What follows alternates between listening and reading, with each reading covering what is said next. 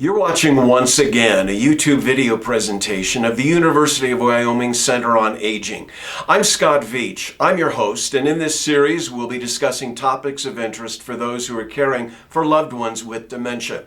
We invite you to subscribe to the channel, and we hope that you'll hit that thumbs up like button. Both of those actions help our channel to grow and reach more people. And if you'll hit that notification bell, you'll be notified each time we upload a new video. Our guest today is Sabine Schenck. She is a senior project coordinator with the University of Wyoming Center on Aging.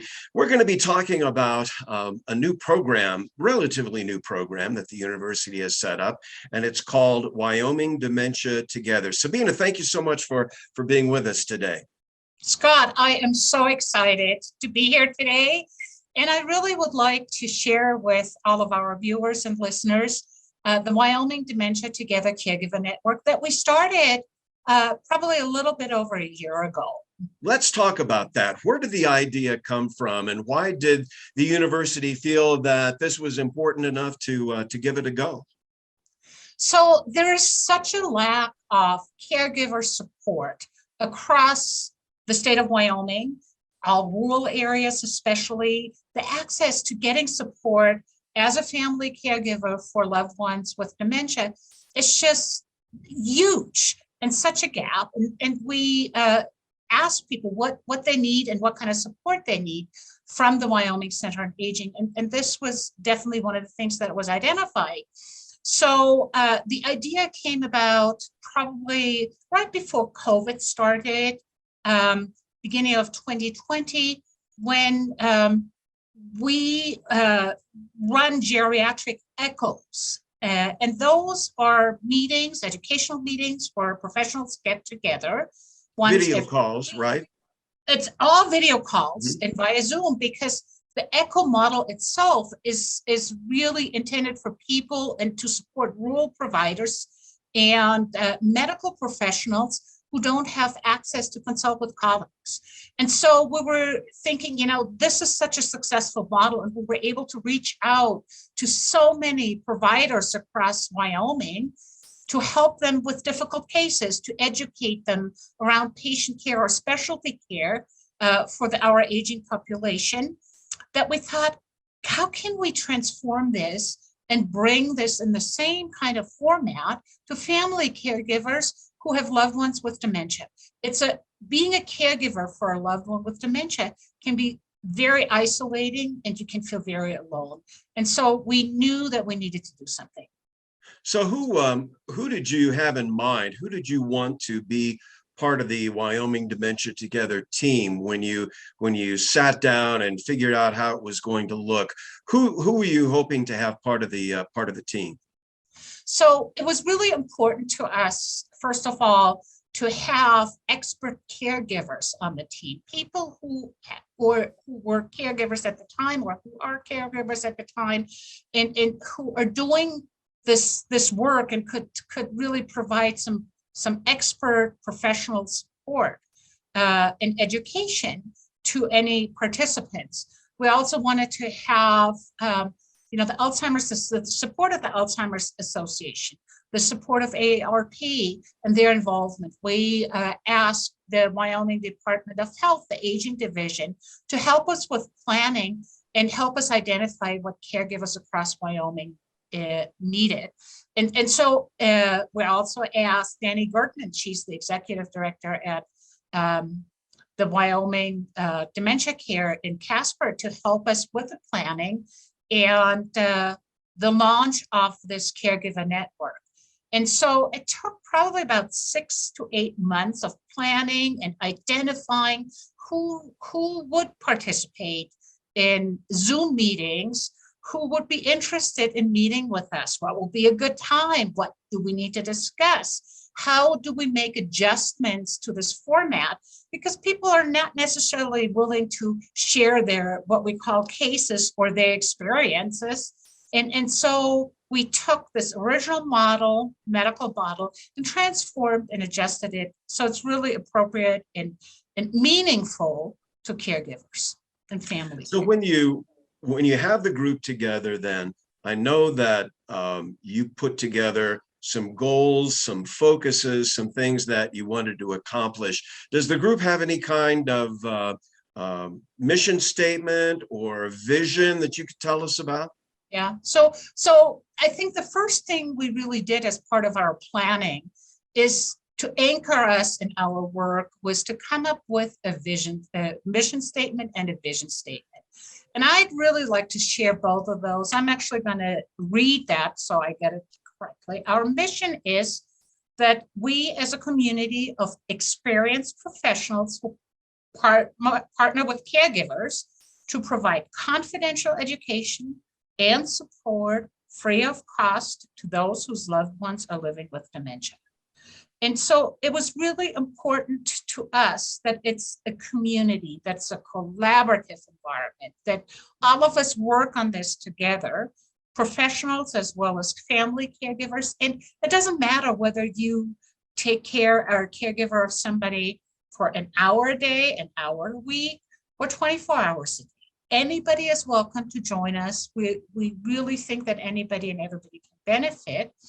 Long distance caregivers. We have now people who are joining us from the East Coast with family members who live in Wyoming, or somebody from Georgia who regularly attends our meetings. So we want everybody who might be interested, really want them to join us. And then our vision is to create, and it just gives me chills when I read that, is to create a vibrant and active community that touches every caregiver in Wyoming in order to harness personal strength and local resources to ultimately provide the best care possible for those living with dementia.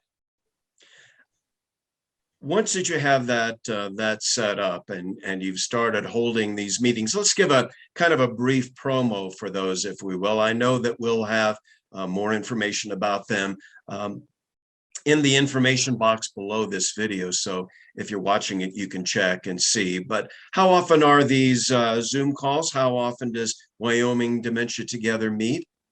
So we meet every other week and via Zoom. And for those of you who are a little hesitant joining us because they're not familiar with Zoom, we're here for you all along the way. We take steps together. We help you practice with Zoom. So every other week we meet for an hour and 15 minutes. And typically we start off with a brief presentation around a topic that was chosen by all of our participants via feedback. So we listen to everybody and see what would you like to talk about next? So we have little modules, 4 to 6 weeks long, where we discuss a topic and go into depth. And after the 25 to 30 minutes of presentation, we then go into a discussion and talk about how does the topic we discussed right now, how does that apply to your life? What questions do you have for a professional support team who consists of a licensed clinical social worker, the executive director of Wyoming Dementia Care in Casper, and we have part of it, a geropsychologist and an occupational therapist, and also a family caregiver. So you can ask all the questions that you'd like to ask, and you can also share your experience with others. So when people ask a question, we encourage everybody to participate, whether you're part of the professional support team, whether you're a participant, whether you're an observer. It's a conversation. And what people tell us, where they benefit is that they learn from each other. They learn about certain topics that they might need down the road or might need immediately. And the sense of, I'm talking to somebody who understands what I'm going through. That, I think, is probably the biggest.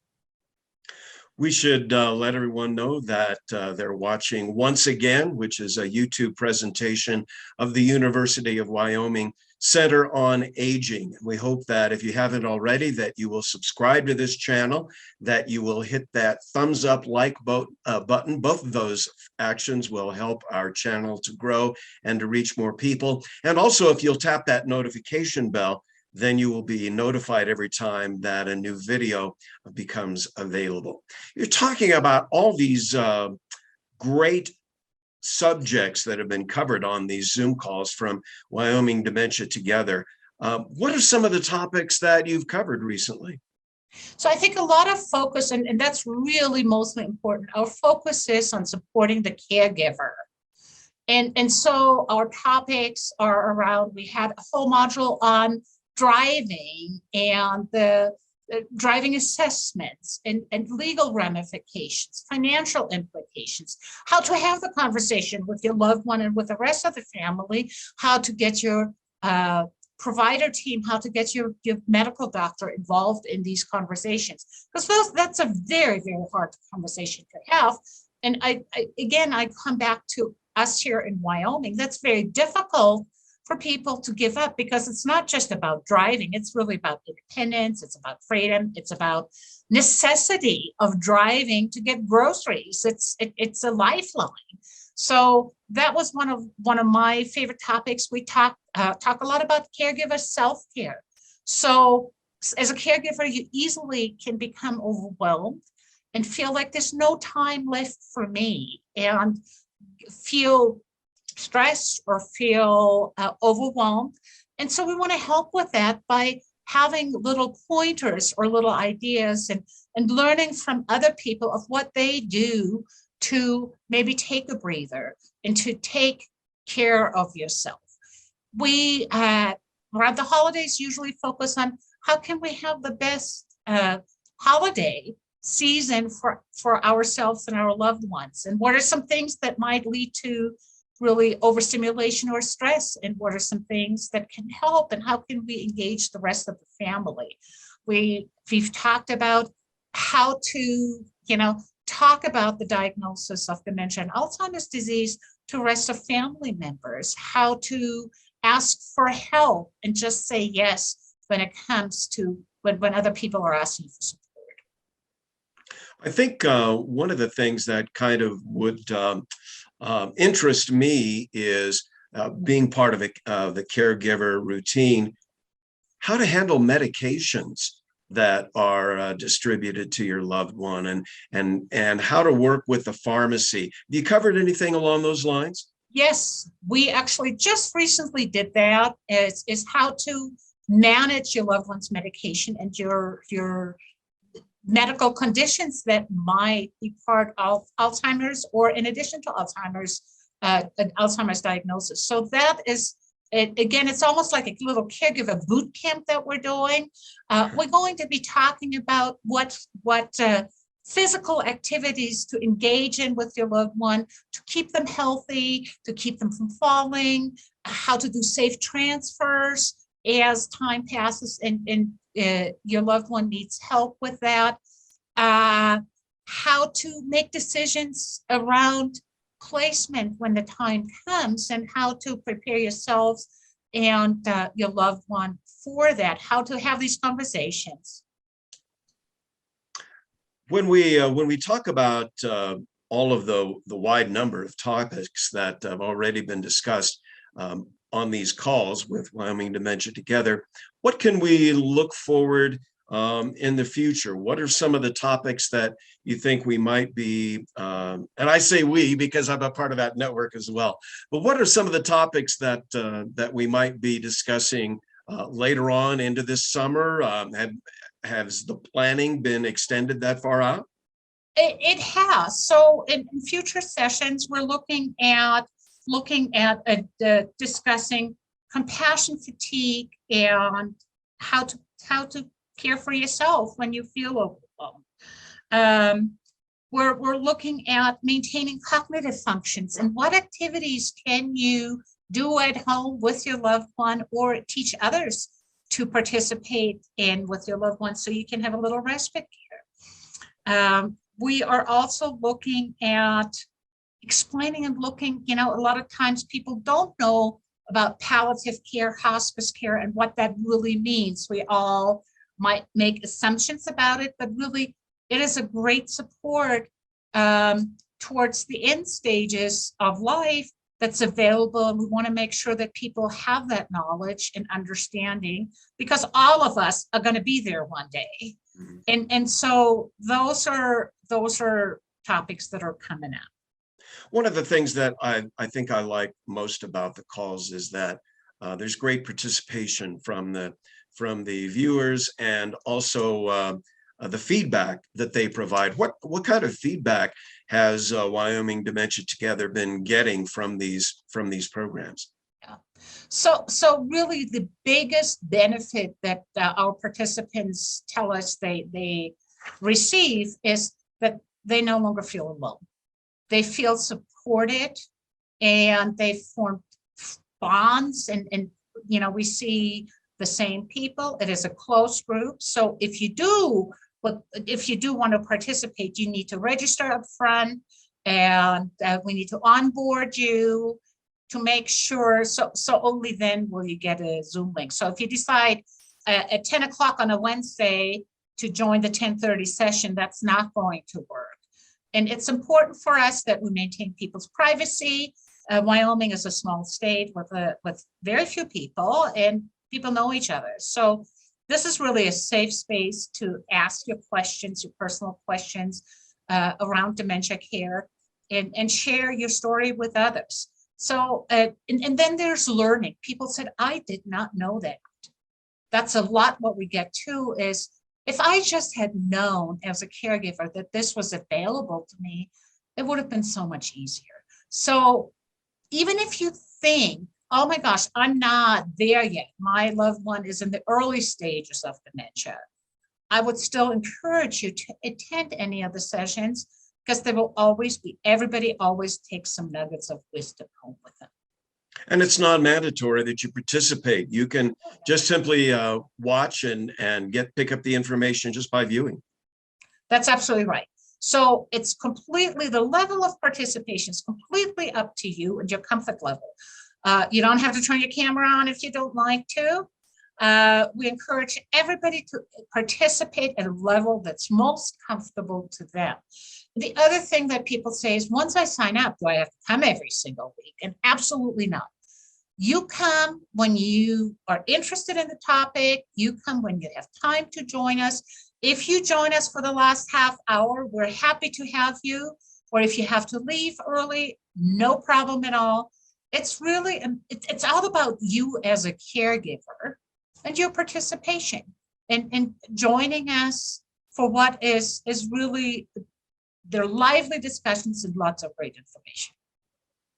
We have been talking with Sabine Schenck. She is a senior project coordinator with the University of Wyoming Center on Aging. We have been discussing Wyoming Dementia Together, a group which has just been organized by the university in an effort to provide information for caregivers of loved ones who have dementia. And all that information about the calls and contact information will be in the information box below. So we invite you to check that out and join us for one of the calls. Sabine, thank you so much for being with us. Scott, thank you for having me today. It was such a pleasure to talk about this so important opportunity for family caregivers of loved ones with dementia. You've been watching once again a YouTube video presentation of the University of Wyoming Center on Aging. We invite you to subscribe to our channel. We hope that you'll hit that thumbs up like button. Those actions will help our channel to grow and reach more people. And if you'll tap that notification bell, you'll be notified automatically each time we upload a new video. I'm Scott Veatch. Thanks so much for being with us. We'll see you again next time.